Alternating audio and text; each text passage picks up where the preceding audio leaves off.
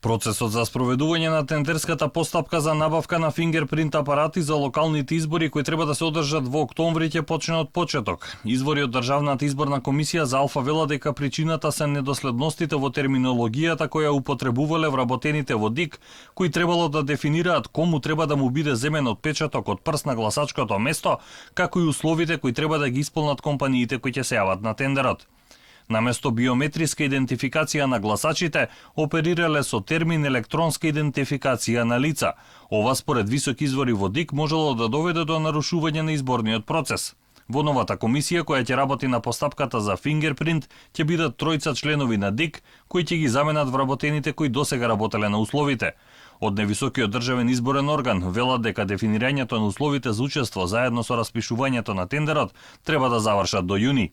Евентуалната ненавремена набавка на апаратурата за фингерпринт, според лидерот на опозицијата Мицкоски, може да биде една од главните причини поради кои власта би барала одложување на изборите. Ценам дека и сега како се одвиваат работите и се погласни се, да речеме, спекулациите, дека СДСМ можеби би сакал одложување повторно на локалните избори.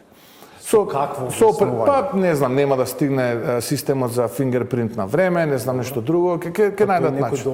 Опозицијата е убедена дека последните анкети покажуваат дека ВМРО-ДПМН ќе победи на локалните избори. Мицкоски во интервјуто за 360 степени истакна дека предноста на ВМРО-ДПМН пред СДСМ е сериозна и стабилна.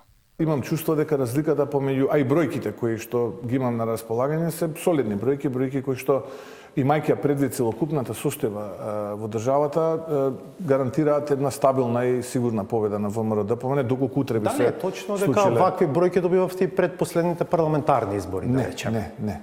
Не беше тогаш, тогаш добивме неколку анкети каде што ВМРО-ДПМН беше во предност, но секогаш јас одземам определена количина на гласови поради пондерирам, тоа се вика, стручно знаат тие што работат анкети, од проста причина што притисокот на власта, оваа дегашна хибридниот режим, подкупот, но и можностите да имаме институционален подкуп создадоа огромен процент кој што јас го сметам како негативен тежински фактор. Социјалдемократите исто така го испитуваат јавното мислење за тоа со кои кандидати да истрчат на локалните избори. Заев во неколку наврати спомена дека одреден број градоначалници заслужиле нов мандат, но дека членството и граѓаните ќе го имаат последниот збор.